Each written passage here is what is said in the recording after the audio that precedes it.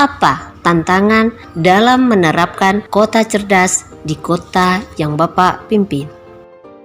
Berkaitan dengan tantangan ini dalam menerapkan kota cerdas di Kota Langsa, dapat kami sampaikan bahwa tantangan kita pada masa yang akan datang di Kota Langsa, yang pertama adalah kita belum selesai disusun rencana induk Smart City Kota Langsa, yang dimana sekarang ini sedang dalam proses penyusunan tahap kedua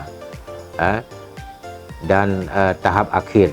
Insya Allah itu pada akhir tahun 2021 ini akan terrealisasi rencana induk Smart City.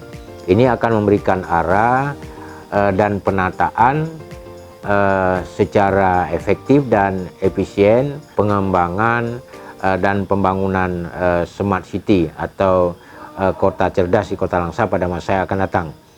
Kemudian selanjutnya adalah juga berkaitan dengan sarana dan prasarana pendukung dalam rangka percepatan Smart City di Kota Langsa. Ini insya Allah akan direalisasikan pada tahun 2022 yang akan datang. Ini dengan insya Allah kita akan membangun command center, sehingga ya Smart City Kota Langsa itu akan berjalan secara integratif. Kemudian selanjutnya adalah ini berkaitan dengan tenaga ahli. Ini merupakan tantangan tersendiri. Kita butuh tenaga ahli dan SDM yang berkualitas dan profesional dalam bidang informasi dan teknologi.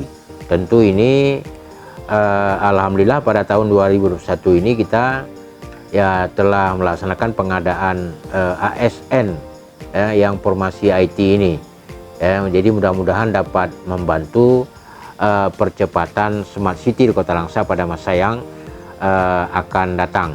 Dan juga tentu ini akan bekerja sama dengan lembaga-lembaga yang memang kredibel dan profesional, barangkali bisa saling menguntungkan di dalam pengembangan SDM ini. Kemudian yang terakhir adalah ya mungkin dimanapun pemerintah daerah ya kemampuan anggaran itu sangat terbatas, sehingga ini berpengaruh di dalam pengembangan dan percepatan Smart City di Kota Langsa. Lebih-lebih sekarang ini adalah di era pandemi COVID-19. Jadi kita sering mendapatkan pemotongan anggaran, refocusing, pengurangan dan lain sebagainya, dan ini menjadi tantangan tersendiri bagi kami di daerah Kota Langsa. Apa inovasi dan kreativitas kota yang telah dilakukan oleh pemerintah, industri, dan masyarakat dalam membangun kota cerdas di kota yang Bapak pimpin? Ini berkaitan dengan inovasi dan kreativitas Kota Langsa yang dilakukan oleh pemerintah sekarang ini, industri dan juga masyarakat, dengan harapan bisa terbangun kota cerdas pada masa yang akan datang. Yaitu ada beberapa kegiatan yang sudah kita lakukan, di mana kita sudah meluncing Langsa Green and Smart City menuju Aceh Hebat. Ini kita lakukan pada tahun 2018 yang lalu. Kemudian ada Siskodes, itu juga 2018, untuk Kota Langsa, menerapkan integrasi dan sinkronisasi pelaporan keuangan kampung atau desa. Kemudian kita telah melakukan kerjasama dengan Icon Plus. Ini merupakan anak perusahaan PLN dalam rangka pengembangan jaringan dan juga ICT berbasis internet dan intranet serta IPTV dengan pemerintah Kota Langsa. Kemudian juga bekerja sama dengan BI cabang Lok Semawe. Ini BI telah memperkenalkan penerapan Quick Response Code Indonesia Standar atau KRIS di lokasi wisata-wisata yang ada di Kota Langsa, terutama adalah di hutan mangrove ya, dan taman hutan Kota Langsa. Kemudian juga di pasar Kota Langsa juga sudah diterapkan aplikasi pembayaran. Selanjutnya juga dalam kaitan kerjasama ini ya, tempat-tempat wisata itu dapat menggunakan scan QR code seperti pembayaran melalui aplikasi. Ini ada link aja misalnya, ada action BPD Aceh dan lain-lain. Inilah merangka memudahkan para wisatawan kita. Kemudian dalam pelaksanaan Jambore daerah ini baru beberapa hari yang lalu dilaksanakan di Kota Langsa, di mana itu untuk mengantisipasi supaya tidak bertentangan dengan penanganan COVID-19, sehingga kita di sini menggunakan aplikasi mobile HiCam ya. Jadi banyak efektivitas dan efisiensi dengan menggunakan aplikasi mobile HiCam ini kepada anak-anak pramuka, di mana mereka tidak ya bersentuhan antar sesama, kemudian tidak berkerumun. Kenapa? Karena katakanlah misalnya berkenalan sebagai contoh, itu hanya dengan menggoyang-goyang HP itu antara sesama itu sudah masuk seluruh data-data pribadi masing-masing para peserta tersebut. Kemudian begitu juga dengan jadwal kegiatan itu dimasukkan di dalam aplikasi HiCam itu, dan juga peta, kemudian kegiatan-kegiatan yang dilaksanakan dan lain sebagainya. Semuanya terintegrasi dalam aplikasi mobile HiCam ini, dan ini menjadi role model untuk pelaksanaan jambore-jambore daerah, bahkan jambore nasional barangkali di Cibubur pada masa yang akan datang. Karena baru kita yang pertama ini melaksanakan di masa pandemi COVID-19. Alhamdulillah sampai dengan hari ini kita pantau ini semuanya dalam keadaan sehat walafiat dan sudah sampai ke tempatnya masing-masing seluruh peserta yang ada di dalam wilayah Provinsi Aceh. Selain itu, inovasi yang telah kita lakukan juga, ini ada transaksi keuangan di Kota Langsa, terutama pada UMKM. Ini sudah menggunakan pemanfaatan digitalisasi dalam hal layanan pemesanan dan pembayaran. Jadi artinya ini bisa dilakukan secara jarak jauh.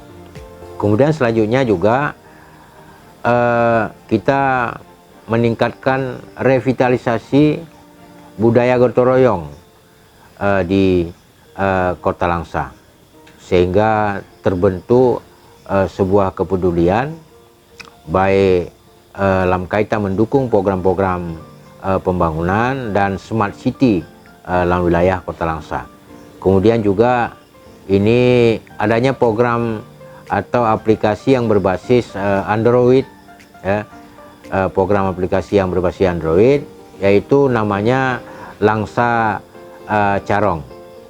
Kemudian penerapan aplikasi kinerja ASN juga ada e-kinerja, e-presensi dan Simpek. Kemudian selanjutnya juga penerapan pembayaran di lokasi wisata, baik itu hutan mangrove maupun taman hutan Kota Langsa dengan menggunakan KRIS atau secara online. Kemudian selanjutnya juga kita telah membangun satu tower mangrove sebagai salah satu destinasi wisata di Kota Langsa, di mana tower mangrove itu terletak di tengah-tengah hamparan kawasan hutan mangrove Kota Langsa yang luasannya lebih kurang 7.000-an hektar. Insya Allah pada Desember 2021 yang akan datang ini akan di launching. Kemudian juga ada inovasi sistem informasi instalasi pengelolaan air limbah atau yang disebut dengan SI-IPAL di Kota Langsa. Ini dikelola oleh Dinas Lingkungan Hidup Kota Langsa. Kemudian ada inovasi sistem dan informasi komunikasi yang berbasis web. Ini dikelola oleh bagian tata pemerintahan Sekretariat Daerah Kota Langsa. Kemudian ada coaching klinik akuntansi. Ini dikelola atau di manage oleh Inspektorat Kota Langsa. Manakala ada konsultasi-konsultasi, pembelajaran-pembelajaran yang perlu dilakukan, arah-arahan yang perlu dilakukan, nah ini dilakukan melalui aplikasi ini. Kemudian yang selanjutnya adalah adanya sistem pengawasan keuangan kampung, Siswa Skudes. Ya, alhamdulillah ini berjalan dengan lancar. Kemudian juga adanya aplikasi e-boarding school. Selanjutnya ada e-RSUD Langsa. Kemudian ada aplikasi peti kola, jadi pengurangan timbunan sampah terintegratif di Kota Langsa. Ini dikelola oleh Dinas Lingkungan Hidup. Kemudian ada aplikasi Sembilang atau sistem elektronik menuju budaya gemilang.